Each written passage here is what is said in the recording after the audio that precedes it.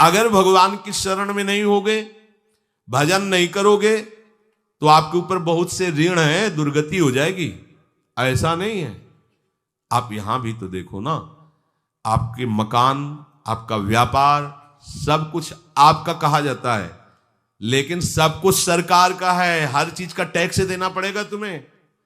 पानी का भी टैक्स देना पड़ेगा, मकान का भी टैक्स देना पड़ेगा, और तुम भी जो करोगे वो पैसा दो सरकार को।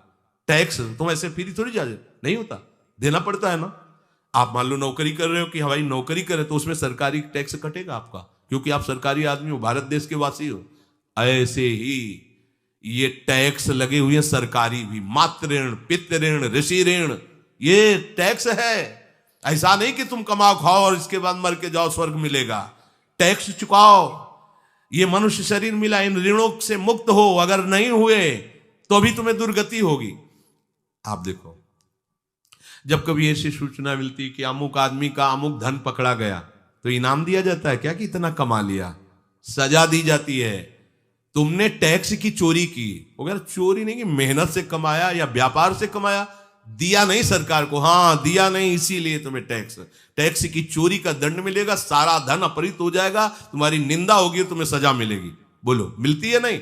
ऐसे ही ये लड़का, बच्चा, पत्नी, पुत्र, परिवार जो भी है, ये सब श्री भगवान का तुम्हें टैक्स देना है। क्या टैक्स देना है? भगवान की शरण होकर उनका सुमिरन करो, सारे ऋणों से वो मुक्त कर देंगे। एकादश स्कंद में कहा है, मेरा भजन करने वाले का कोई ऋण नहीं रह जाता। और नहीं तो महाभारत में ही प्रसंग आता है, एक जरत्कारु नाम के ब्रह्म ऋषि थे। ऋषि और भक्त में बड़ा अंतर होता है। वो तपस्या प्रधान, जैसे दुर्वासा ऋषि तपस्या प्रधान थे, वो बाल ब्रह्मचारी और तपस्या से युक्त एक दिन भ्रमण कर रहे थे, तो आवाज आई, मेरी रक्षा करो, मेरी रक्षा करो।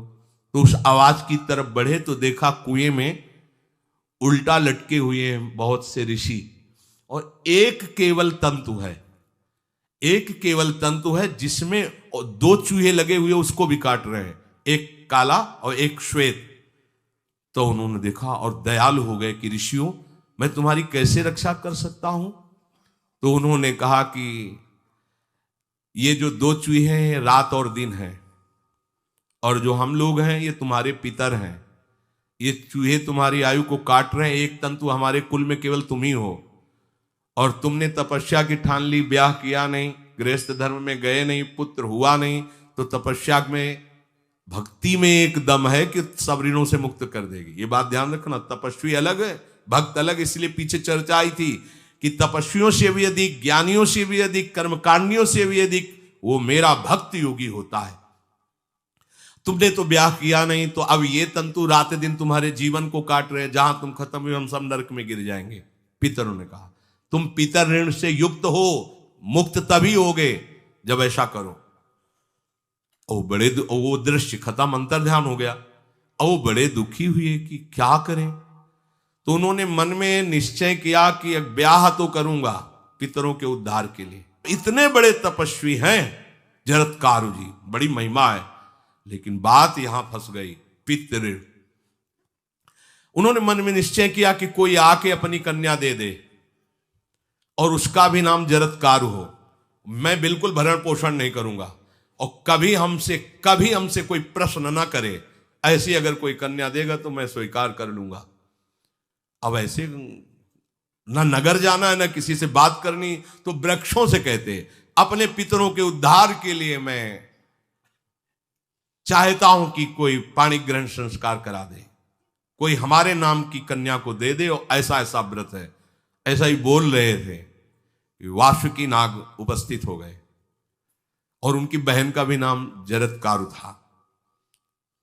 उन्होंने कहा, सुनिए महाराज, मैं नागराज वासुकी हूं, सब देव रूप में, कोई ऐसे नहीं सांप वैसे वाले, देव रूप, और सुंदर कन्या जरत्कारु। बोले, ये कन्या मैं आपको समर्पित करता हूं, हमारा सौभाग्य होगा आप जैसा महर्षि हमारी बहन का पति बने। इसका भी नाम जरत्कारु है, और आपकी जो इच्छा है कि मैं भरण पोषण नहीं करूंगा, तो मेरे पास संपूर्ण वैभव है, आप भी पधारिए, मैं आपका भी भरण पोषण करूंगा, अपनी बहन का भी। तीसरी बात, मेरी बहन इतनी शास्त्र सम्मत आराधना से युक्त है कि वो कभी आपसे प्रश्न ही नहीं करेगी, तो उनका स्वीकार है। प्रसन्न हुए, चले गए। काफी समय तक उनके महल में रहे। एक दिन जरत्कारु अपनी जरत्कारु पत्नी की गोद में सर रख कर ऐसे लेटे हुए थे, सो गए। वो शास्त्रज्ञ थी, संध्या का काल था। संध्या काल में निषेध है मैथुन करना, भोजन करना और स्वाध्याय करना। ये सब संध्या काल में बस भगवत स्मरण परायण लोकवत। लेकिन हमारे यहाँ महारानी जी की संध्या आरती और संध्या भोग लगने के बाद ये इसीलिए वृंदावन धाम इसका कहीं भी ये वेदान्नपि संन्यस्त, वेदों से भी ऊपर उठी हुई रसमयी रसोपासना है। प्रियालाल की महल है। ये जगत सिद्धांत नहीं है, ये जगदीश का भी सिद्धांत नहीं है, ये प्रेम सिद्धांत है। वृंदावन नित्य विहार रस है, इसलिए इसको बीच में बता देते हैं कहेंगे दूसरे को तो। और यहाँ शाम के तो भोग ही लगता है, गान बजान होता है, बकाया सिद्धांत है। आंख मूंद करके या तो गायत्री जप या जो गुरु मंत्र चुपचाप शांत भाव से जपे, ऐसा। अब वो इस चिंता में थे कि मेरे पति का धर्म जा रहा है और मैंने आज तक कुछ बोला नहीं अपने पति से। अगर बोलती हूं तो हो सकता है ये नाराज हो जाए और छोड़कर चले जाए। अगर मुझे छोड़ देते हैं और इनका धर्म बचता है तो ये ठीक बात रहेगी। कितनी विवेकवान है। अगर ये सोते रह गए और सूर्य अस्ताचल को चले गए तो इनका धर्म लोप हो जाएगा। ये मैं होने नहीं दूंगी, अपने पति का धर्म लोप नहीं होने। और वो उस समय भी केवल एक लंगोटी लगा के रहते थे, अस्थि मात्र हो रहे शरीर। वहां भी ऐसा नहीं कि दूल्हा बन करके सज, नहीं, वैसे ही केवल पितरों की तृप्ति के लिए उन्होंने बात स्वीकार की थी। उन्होंने कहा महाराज उठिए, संध्या का समय है, शास्त्र निषेध करता है इस समय सोना नहीं चाहिए, नहीं आपके धर्म का लोप हो जाएगा। महाराज उठिए, सूर्य अस्ताचल को बस पहुंचने ही वाले हैं, उठिए। उठे एकदम लाल आंख करते हुए, तुमने हमें टोका कैसे, तुमने हमसे प्रश्न कैसे कर दिया, मैं अभी तुम्हारा त्याग करता हूं। बोले स्वीकार है, आपके धर्म का लोप ना हो। कहीं सूर्य अस्ताचल को चले गए, आपने अर्घ नहीं दिया तो जीवन भर की आपकी उपासना में कलंक लग जाएगा कि आपने संध्या काल में शयन करते हुए सूर्य आराधना नहीं की, आपके धर्म का लोप हो जाए। बड़ा सूक्ष्म धर्म का विषय। तो उनका सूर्य की ताकत कैसे कि मैं सोता रहूं और वो अस्ताचल को चले जाए, ऐसे महात्मा थे। कहा सूर्य की ताकत कैसे, भगवान व्यास देव जी ने लिखा है, किसी कहानी की बात नहीं। सूर्य की सामर्थ्य कैसे है कि मैं अर्घ ना दूं और अस्ताचल को चले जाएं, सूर्य तब तक रुके रहते जब तक मैं सोता रहता। पर तुमने टोक दिया, अब मैं चला। जब चले तो उन्होंने कहा हमारे गृहस्थ धर्म का जो फल होता है, आपके पाणी ग्रहण स्वीकार का जो फल होता है, उसको बिना दिए आप कैसे चले जा रहे हैं। तो उनका आस्ति वो है, चले गए।